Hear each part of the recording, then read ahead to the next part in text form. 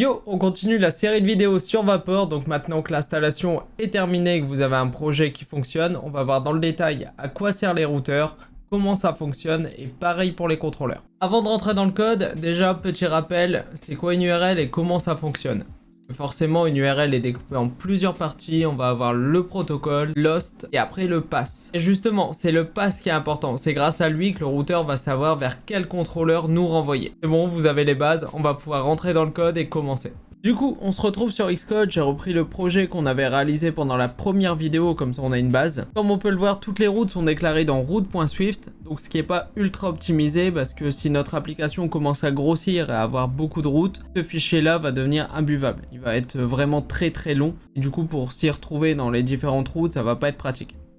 Du coup, ce qu'on va faire, c'est qu'on va créer un contrôleur dédié pour notre Hello World. Donc là, on vient créer notre contrôleur, Hello Controller. On met à jour le header, on va importer Vapor, on va en avoir besoin. Donc là on fait notre structure Hello World et on va étendre route collection. Pourquoi on étend route collection? En fait ça va nous permettre d'indiquer à Vapor qu'on a déclaré des routes à l'intérieur du contrôleur. Justement pour arrêter de mettre les routes côté route.swift. Donc là forcément on rentre en erreur puisque on respecte pas, on n'est pas conforme au protocole. Il nous rajoute la fonction boot et on a un argument qui s'appelle route qui est un route builder. En gros, ça va nous permettre de justement venir déclarer nos différentes routes à Vapor.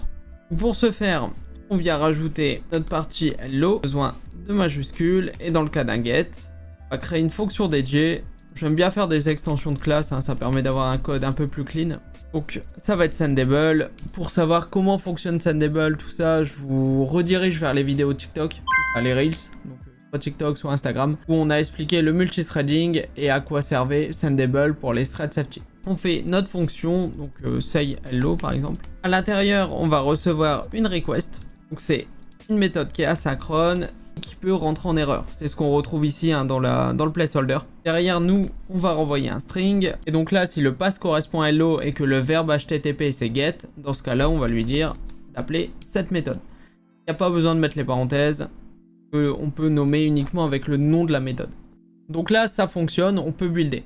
Le seul problème, c'est que Vapor n'est pas au courant de cette route-là. On n'a pas informé la configuration de Vapor que cette route est disponible. Du coup, on retourne dans la partie route. Donc, tout ça, on va l'effacer. Justement, le but, c'est de clean tout ça. Et donc, ce qu'on va faire, c'est informer l'application qu'on a créé de nouvelles routes.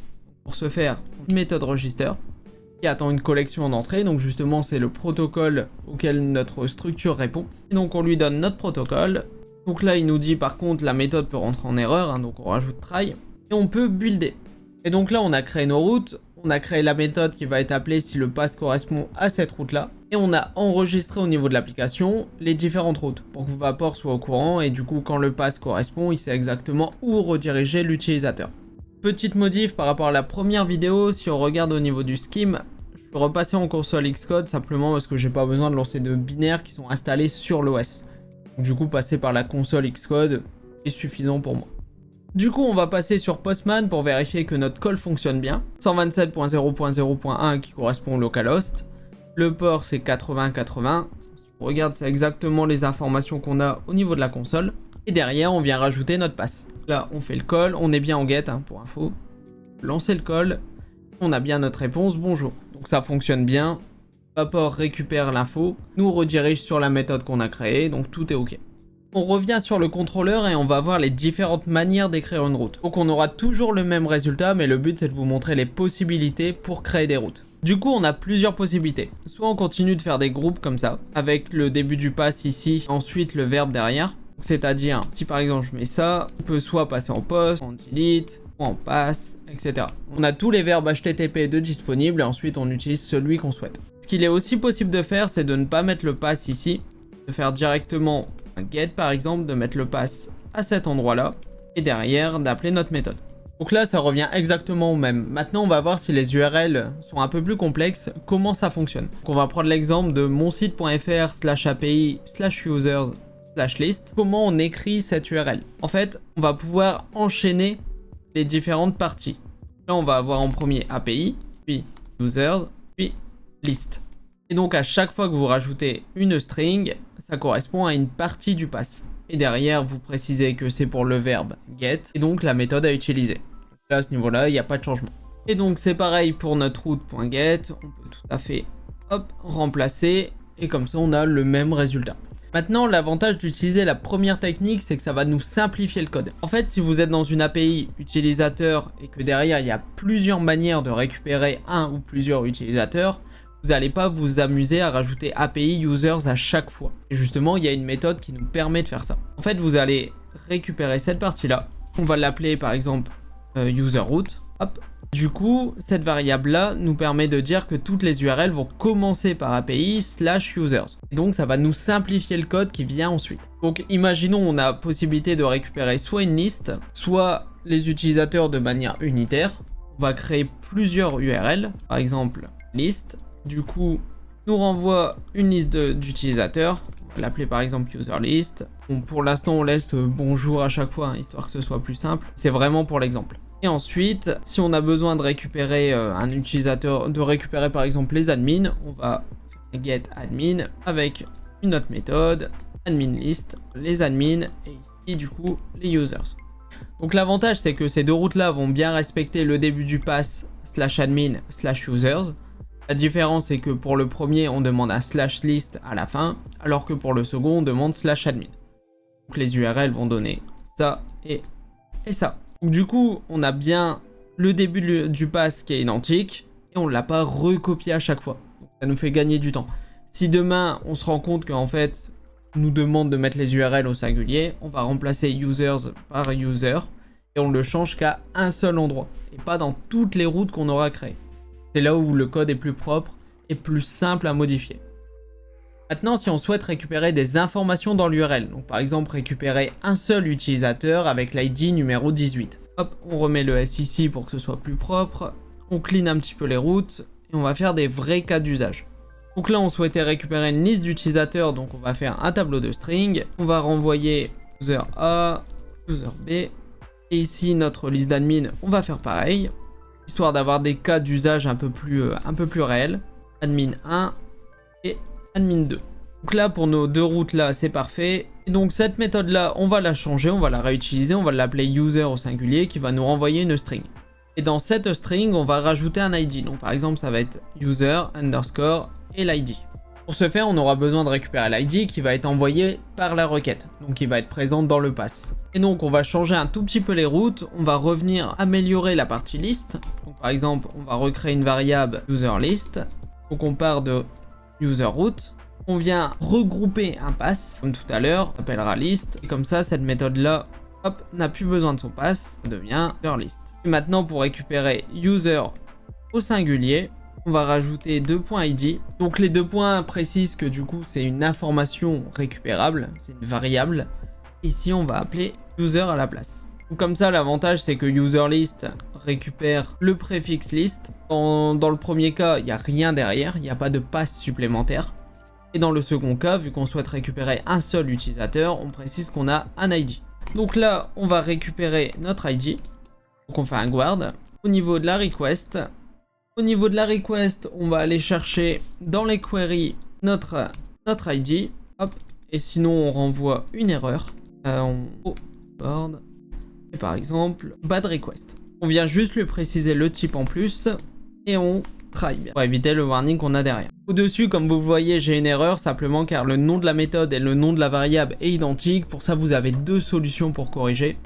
Soit vous changez le nom de votre variable, soit vous rajoutez règle de points pour vraiment préciser de manière explicite qu'on parle de la méthode et non pas de la variable qui est déclarée au-dessus. Ou sinon, vous appelez user list root par exemple et vous venez changer, hop, dans les deux routes, la variable qui est utilisée.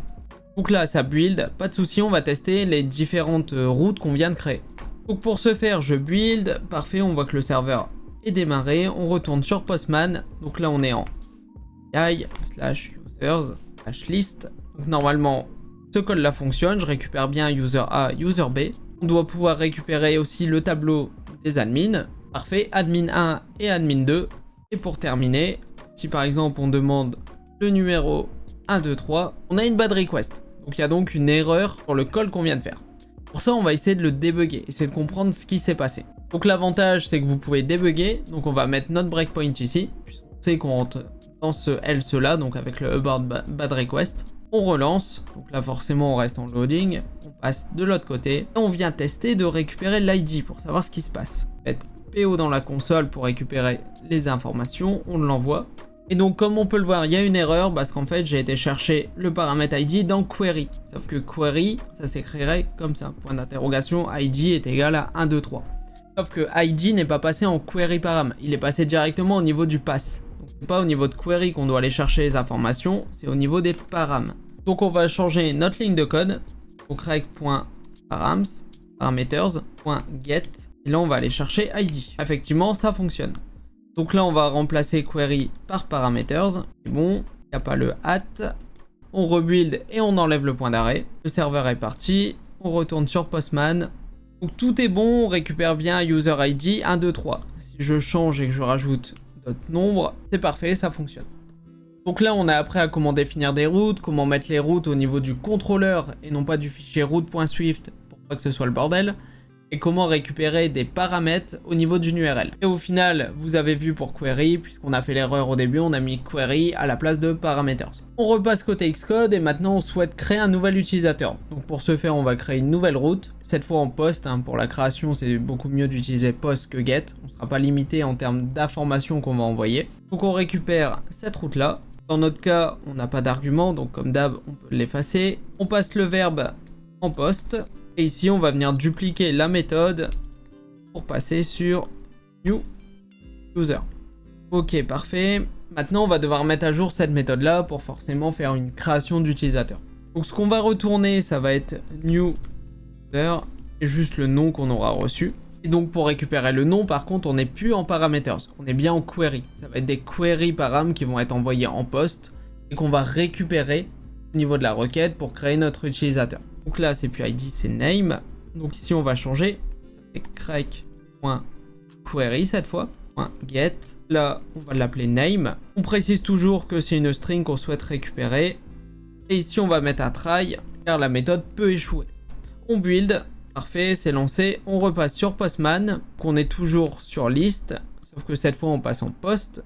Et au niveau des paramètres, on envoie le name. Là, on valide, parfait. Nouvel utilisateur de créer et il s'appelle Orca. Donc le name a bien été reçu, il est passé en paramètre de poste via les query param. Et il est bien récupéré ici. Si par exemple j'oublie de l'envoyer et que j'essaye de créer mon utilisateur en poste, tombe dans une bad request, j'ai bien une 400 en termes de statut HTTP. Donc c'est ce qu'on a défini ici. Donc notre route fonctionne bien, on a bien tous les use cases qui sont correctement gérés. Dans le cas où le name est oublié, on a bien une erreur. Et dans le cas où le name est présent, on indique que l'utilisateur a été créé. Même si c'est bullshit et qu'on n'a absolument rien fait. Donc si on résume maintenant, vous savez créer des routes, vous savez optimiser ces routes pour les passes qui sont communs à différentes routes pour ne pas dupliquer le contenu. Vous ne créez plus vos routes dans route.swift pour pas que le fichier devienne imbuvable. Vous savez créer des contrôleurs qui respectent le protocole route collection. Et vous savez aussi récupérer des paramètres qui sont soit envoyés dans le pass de la route, soit au niveau des query param. Vous avez vraiment toutes les bases pour commencer à faire des API. On va pouvoir passer à la suite. Comme d'habitude, s'il y a des points qui sont encore obscurs, si vous n'avez pas tout compris, il y a l'espace commentaire. Et sinon, n'hésite pas à t'abonner, à lâcher un like.